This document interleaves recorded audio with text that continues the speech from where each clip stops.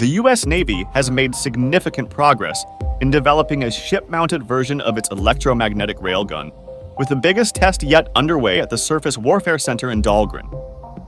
This futuristic cannon has already broken world records for power, with a recent shot firing a 23-pound aluminum projectile at a reported speed of Mach 7, or 7 times the speed of sound. It's hard to imagine what the future holds for this awe-inspiring weapon and how it will shape the future of warfare. Join us as we uncover the super-advanced, billion-dollar railguns that are currently being tested. Testing. The super-advanced prototype railgun. The United States Navy is known for its impressive fleets, including some of the world's biggest destroyers and aircraft carriers. These gigantic vessels are equipped with state-of-the-art built-in weapon systems, and it's easy to see why they are the centerpieces of American warfare. Since 2017, the United States Office for Naval Research has sunk billions of dollars into the development of new naval weapon systems. One such weapon system is the railgun, which works like a cannon, but unlike a cannon, it uses electromagnetic forces to launch high-velocity projectiles at an infant speed of more than 4,500 miles per hour. The U.S. Navy conducts live testing at the U.S. Navy Darien Division. The subject of the rest is a 33 megajoule railgun, a prototype for the 64 megajoule railgun intended for warfare. The prototype railgun can shoot 7.1-pound projectiles, but the energy required to shoot these projectiles has varied over the years. Earlier, in 2008, the U.S. Navy tested a 10.64 megajoule railgun and launched projectiles that traveled at a rate of 8,170 feet per second and covered up to 100 miles. However, according to the Office of Naval Research, today's 33 megajoule shot, which is more powerful than the previous test shot, powerful enough to launch 33 smart cars at 100 means that the Navy can fire projectiles at least 125 miles, keeping military personnel at a safe distance from their targets.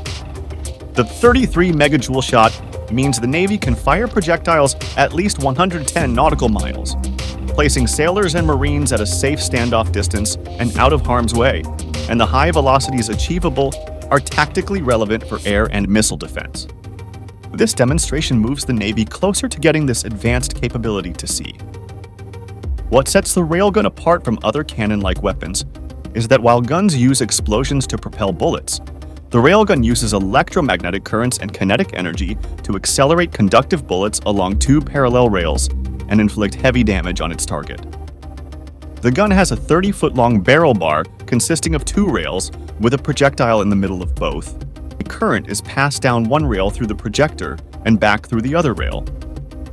This creates a magnetic field around the radio current, generating a tremendous propulsion force that launches the projectile out of the rail gun. Just as the name suggests, an electromagnetic railgun is a gun that relies on electricity rather than gunpowder to work. And the projectiles they shoot can travel well over 100 miles at Mach 7. The prototype tests are carried out to see how far the projectiles can go, and to check the amount of electricity needed to fire the main weapon. Engineers and researchers in a control room monitor the railguns, collecting relative data. From the data collected from the tests, it is clear that if the railgun is installed on regular naval ships, it would not have the needed electricity to operate. The big barriers to implementation now include figuring out how to power the gun off of a ship's batteries and protect the gun parts themselves from the incredible energy released when it's fired. According to current estimates, only highly advanced Zumwalt-class destroyers can fire the railgun. The Navy has been working on this project since 2005. The new test of the gun broke the Navy's previous 10 megajoule record.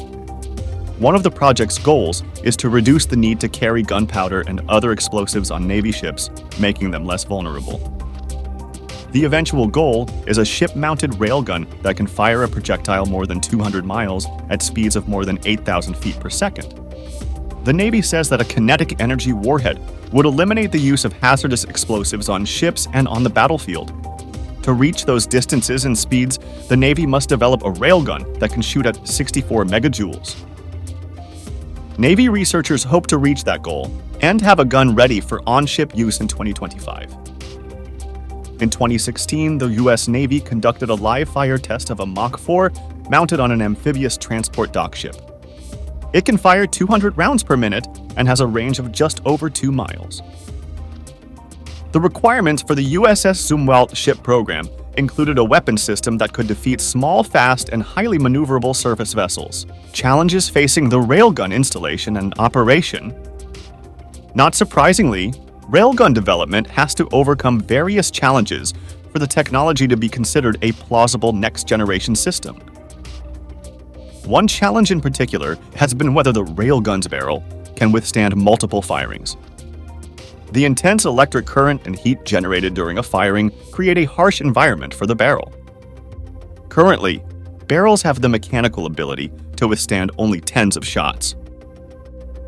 If the railgun is a viable next-generation weapon, its lifespan must be increased by a huge margin. To this effect, work is ongoing to improve the material properties and the resiliency of the barrel.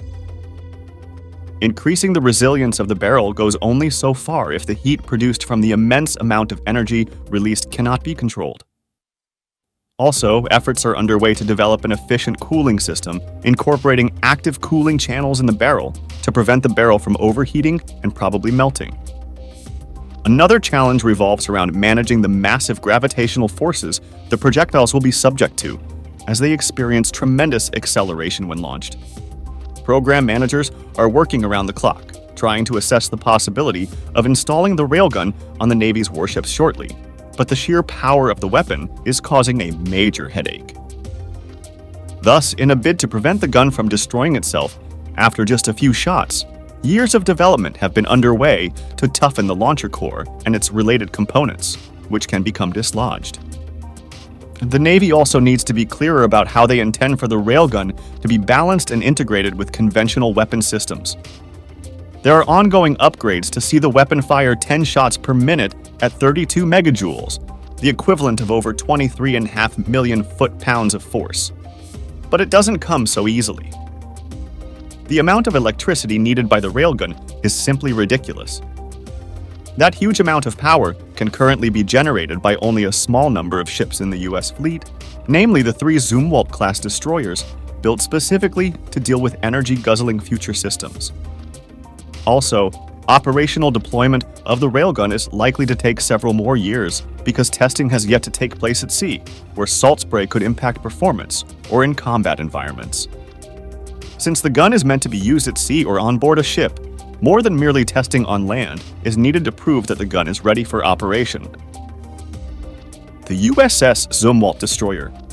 The USS Zumwalt Destroyer is a 610-foot-long vessel, 80 feet wide, the lead ship of the Zumwalt class. It carries out underwater, surface, and aviation missions. It achieved a significant milestone when it launched a standard missile, the SM-2, for the first time with the Mach 57 launch system. The Zumwalt class was designed with multi-mission capability. Unlike previous destroyer classes, designed primarily for deep-water combat, the Zumwalt class was primarily designed to support ground forces in land attacks and the usual destroyer missions of anti-air, anti-surface, and anti-submarine warfare. Zumwalt has 2 advanced gun systems designed to fire the long-range land attack projectile, or LRELAP.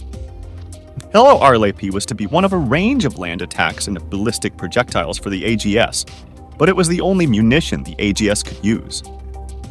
LRELAP had a range of up to 100 nautical miles fired from the AGS. It was to be a key component for ground forces support, but LRELAP procurement was cancelled in 2016, and the Navy has yet to plan to replace it. Since the Zumwalt class cannot support naval gunfire, the Navy has repurposed the class for surface warfare. Will railguns change the future of naval warfare? Some people believe that railguns will surpass any warfare technology and change the future of naval warfare, because almost every shot can damage a ship or deeply penetrate it. A shot from a railgun not only kills the crew, but can also disable or create secondary explosions or damage by penetrating sensitive areas of the ship, like the ammunition or fuel chamber. Some other people believe that although railguns will most likely replace the current gun technology, they will never become the main weapon for ships. As expensive as they are, missiles can still outrange and in some cases outspeed them. The payload capacity is another reason you would want missiles instead of cannons. As of now, missiles can carry bigger payloads than railguns. But none of these deny the fact that railguns will impact future warfare, even if they don't change it. Thanks for watching.